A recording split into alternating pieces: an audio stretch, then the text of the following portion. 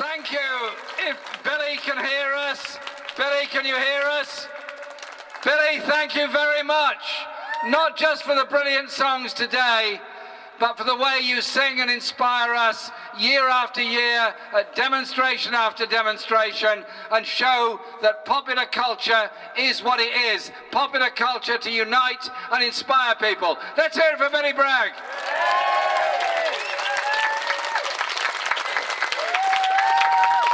And big thank you to Unison Southwest for giving us a few minutes now. I know everybody's got a long journey to make this evening, so I won't be too long. I just want to say this. Tolpuddle is something very, very special to me.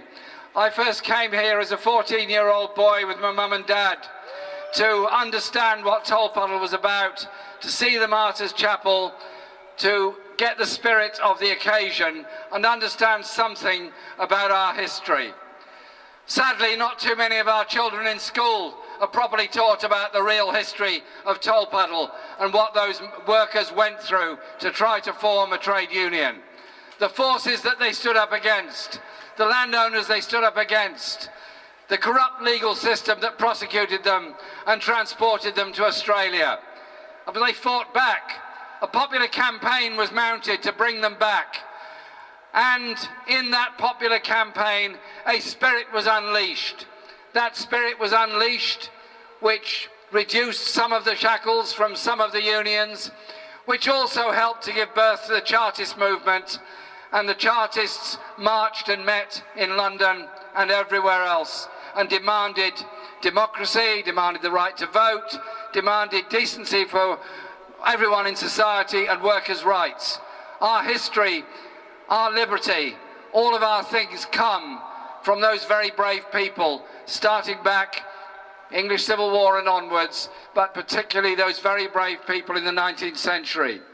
Those farm workers all over England, Wales, Scotland, Ireland, who stood up to try and defend their way of life and their jobs against the industrialisation of the country and industrialisation of the farming industry.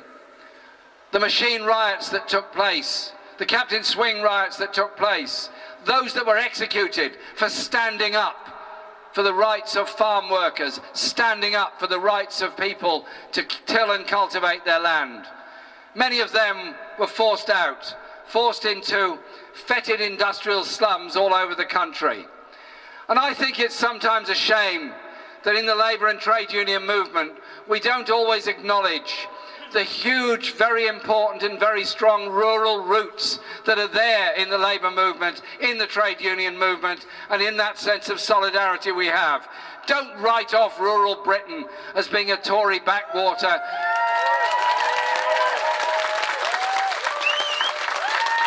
There are people defending common land, defending rights of way. There are people defending farm workers' rights as well. All these things are actually very, very important, and I think the turnout every year at Tolpuddle gets bigger and bigger, and that shows that sense of solidarity there is. Last Saturday I was at the Durham Miners' Gala, bigger than ever. More than 200,000 people were there last Saturday in Durham, standing up, yes, for the mining community, but for every other community that is up against it. And in early September, many of us are going to be at Burston, celebrating that great strike, the Higsons, and what they did to try and educate workers when the farmers, the farm owners, the landowners only understood child labour and exploitation. There's a whole rich history that we have that we ignore at our peril and forget at our peril. Because those organised workers went on to make political demands. The Chartists were essentially a totally political demand, and I'm very proud that one of my predecessors as the MP for North Islington at the time, Thomas Duncombe, was the MP who presented the Chartist petition to Parliament in the 1850s. We walk in the footsteps of great people who paved the way. They went through the most appalling traumas. They went through brutality, but they formed unions. They won factory legislation. They won workers' rights. They tried to organise a massive peace movement to prevent the First World War by workers in Germany, France and Britain saying, we have no quarrel with workers in other countries. Our quarrel are with those that are trying to take us to war for imperial grandeur. So it's those spirits that we need to understand, and it's why I'm so passionate about the way in which our young people are taught history in school and the way in which we collectively need to remember where our rights came from. The Labour Party was founded because trade unions wanted a political voice. And to be quite honest, the Labour Party's had lots of ups and lots of downs. We all know that. I've spent my life in the Labour Party. I can remember the ups and I can certainly remember the downs. There's plenty of them. But you add it all up, the Labour Party's contribution has been quite amazing. We formed the National Health Service in 1948. Healthcare as a right, free at the point of use. We passed planning legislation. We built large numbers of council houses. We did some amazing things. And building on Beveridge, we founded the welfare state in 1948. But I put one question to you, and it really is a very serious question. I'm sure if I asked you for a show of hands, how many of you would defend healthcare as a human right, free at the point of use for everybody? Every hand would go up. Every hand, no question. We've got that. The welfare state is now seen as a different proposition. It wasn't at that time.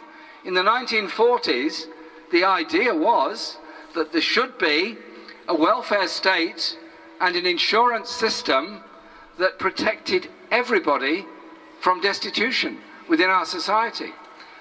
But somewhere along the line, we've gone off the rails on this. I now find colleagues in Parliament talking about benefit scroungers. I find people watching Benefit Street. I find people condemning those people who, through disability, often work-related, legitimately and absolutely claim benefits, being condemned by the nastiest popular media imaginable. And I just think we need to say something different as a Labour movement. We want to live in a society where nobody is homeless, where nobody is destitute. Because when I travel around the country, and I travel a great deal, I meet people sleeping on the streets on seaside towns and in big cities, and I talk to them. They've had crises, they've had problems, they're sometimes former soldiers, they're sometimes people that family breakup, all kinds of problems have hit them. But is it right, in the fourth richest country in the world, we should allow 1 million people to rely on food banks, to allow people to sleep on the streets of our cities? No, it's wrong. Let's defend the principle of a society that cares for everyone and everyone cares for everyone else.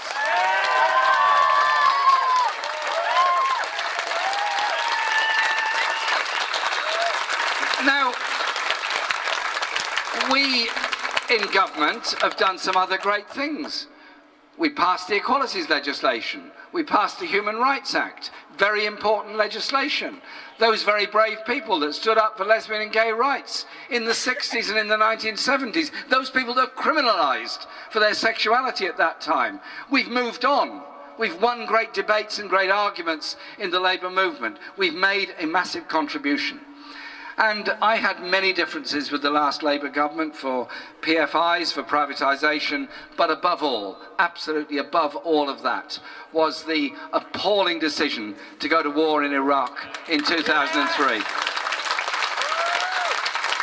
And when people tell me at these many debates and hustings that we're doing that that was a long time ago, it doesn't matter. Sorry, it does matter. It does matter. It does matter a great deal, because the descendants of war are the next war, the war after that, and the war after that, the militarism after that, and the growth of irrational forces like ISIL, not 1 million miles away from the amount of arms that we have exported to countries in that region, which are now fueling those appalling conflicts. So we've got to think very carefully about the human consequences of war. Those 500,000 people that are now refugees in Libya, those that Billy quite rightly talked about on the stage between his songs, who are dying in the Mediterranean trying to get to a place of safety. Those Afghan people that have been denied entry to Australia and told to go to a refugee camp in Papua New Guinea to be processed, whatever that means. There is a refugee crisis all around the world. It's the biggest refugee crisis there has ever been in recorded history. There are more people living in destitution than at any time in our history. We can't, shouldn't, and will not solve the problem by rhetoric against migrants, putting up frontiers all over the place. You have to look at the causes of the problem. You have to address the economic issues and imbalances that go with it. None of this is simple, but surely we are socialists, we are humanitarian, and we want to see something very different in our society. So let me give you a few specifics about what we're trying to do at this very moment. First of all, in 2016 there's going to be a vote in Parliament on replacing the Trident nuclear missile system, and it's going to cost £100 billion to replace it. Well, I won't be voting for that. I'll be absolutely voting against the replacement of Trident. And the reason is because I want to live in a world of peace, not of war. And I was at the Nuclear Non-Proliferation Treaty Review Conference in New York in the beginning of May. And also last year I was at the Humanitarian Effects of War Conference in Vienna, where very smart people explained exactly what the environmental effects were of one nuclear explosion anywhere. The foreign minister of the Marshall Islands saw an explosion as a child and has never forgotten it, and he's dedicated his life to ridding the world of nuclear weapons. And if there was an explosion anywhere in the world, the environmental catastrophe, the economic catastrophe, the food catastrophe, never mind anything else that would happen, would be absolutely catastrophic for all of us. So why are we proposing to spend all this money on another generation of weapons of mass destruction? The speeches made by Britain and the United States and other nuclear powers at the conference were claiming they needed these weapons for their own security. And then they were followed by Abdul Minty on behalf of South Africa. Some here will remember Abdul Minty campaigning against apartheid in exile. Some will remember Abdul Minty for all the bravery he did. And you know what he said? South Africa wants to be secure and at peace. We achieve security and peace by not threatening our neighbours and not threatening the world. And so that's one issue. The other question, and I'll conclude with this, facing the Labour Party, is quite simply this. We lost in 2010 on the back of a banking crisis created by unregulated banks, a subprime mortgage crisis in the United States, and this led to a global tsunami of economic problems all around the world. It was not caused by the alleged overspending of the Labour government. It was not caused by there being too many nurses and paramedics in the health service, cleaners in schools, educational assistants, or any other public worker. It was not caused by them. It was caused by a banking system that was out of control. And what we did initially was right, to bring the banks into public ownership. It was absolutely right. The problem was the shares were then given over to a holding company, and that holding company is now, under the direction of George Osborne, selling them off at a loss.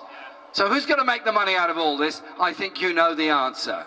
Spivs in the city and fat cats all around the world are buying up those banks. Surely, since we paid so dearly as the public for those banks, we should retain the public ownership of those banks so we can direct them to invest in manufacturing industry and everything else. But sadly, in that election, we adopted an austerity budget. The budget would have been that an incoming Labour government would have made cuts. We have spent the last 5 years witnessing the condemns and the cuts and austerity they have made. We've witnessed a growing inequality within our society. We've seen the privatisation and selling off of services, the internal market in the NHS, the hollowing out of the NHS as a series of profit centres rather than care centres. We've seen all of that. And when we came to the election of 2010, some of the stuff we were proposing was good. End of zero-hours contracts, rights at work, more housing. There was some good stuff in it. But the fundamental problem was that even if a Labour government had been elected, there was still going to be cuts, particularly in local government expenditure. There was still going to be an adult social care crisis. There was still going to be a wage freeze in the public sector. You can't cut your way to prosperity. You only get a change if you challenge the austerity agenda. Because the reality of this austerity agenda is about rebranding our economy, is about greater inequality, is about reducing the size of the state in what it does for ordinary people and how it operates for ordinary people. That is what austerity is really about. And so after the election defeat, lots of us had lots of discussions and became very frustrated at the limited nature of the debate the Labour Party was holding. So in the absence of a one-year policy debate, which I think the party should have been having now, instead there was a leadership contest, so we decided we should challenge in that contest to ensure there is this discussion, there is this debate, and our party can at least have the chance to support those people that want something different to austerity, that want something different to nuclear weapons, that want something different to saying the only way forward for the Labour Party is to appeal more and more to the right. I was appalled in the election at some of the results we achieved. Good comrades like Chris Williamson in Derby that lost his seat and others. I was shocked that people voted for UKIP, knowing full well that UKIP wasn't going to build a house, a hospital, a school or anything else. But they did it out of desperation. They did it out of utter cynicism towards the other parties who weren't offering anything that they thought was going to do them, their friends, their family or anything any good. So surely as a party we can be bigger and stronger and better than that. We can mobilise people, unite people, excite people. We can encourage those 53% of young people who didn't vote, who were registered in the election, to turn out. We can win people back. But we don't do it by apologising for what we are. We don't do it by treating the trade unions as a kind of rather embarrassing uncle that turns up every other Christmas and you wish they'd go.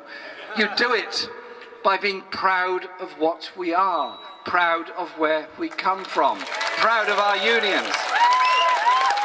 And so this is a fascinating process. I make no predictions about what's going to happen, but I do know that the mobilisation of such large numbers of people in every town and city in this country talking about something different, wanting something different, demanding something different, has changed politics. And let's let it continue. Because I want to live in a society where young people don't leave university with massive debts, where young people have their skills recognised, where every family gets somewhere decent to live, where we don't fund the exploitative private rented sector by a housing benefit system that is simply off the rails, that we have a health service that is publicly owned, publicly run and publicly staffed. And we challenge what the Tories are doing. Their budget, what's their budget about?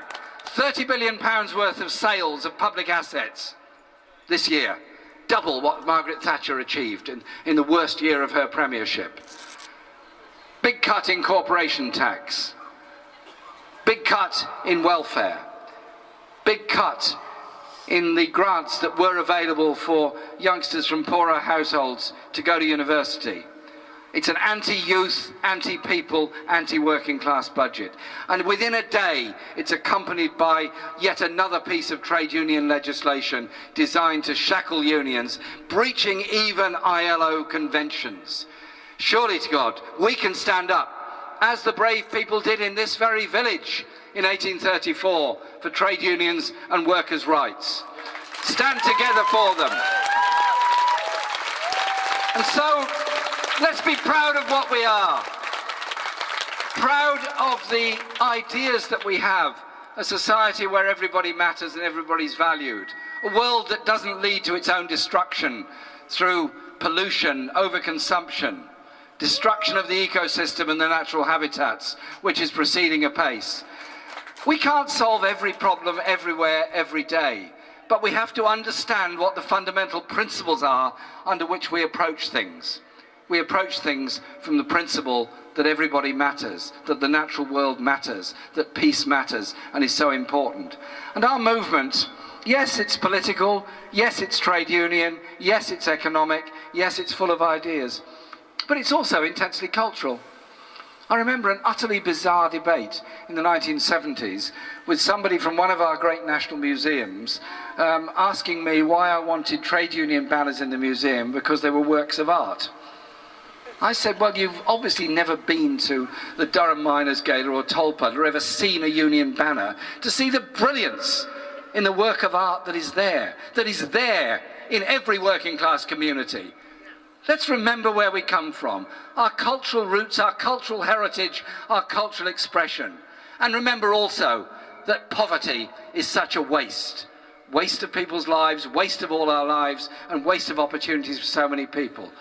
Lift our sights up, lift our spirits up, lift our hopes up for a decent, better world. That is what our forebearers fought for. That is what we proudly campaign for. And whatever happens, we're a force, we're a presence, we're a future, we're a hope, we're an inspiration to the next generation. Thank you very much for inviting me today.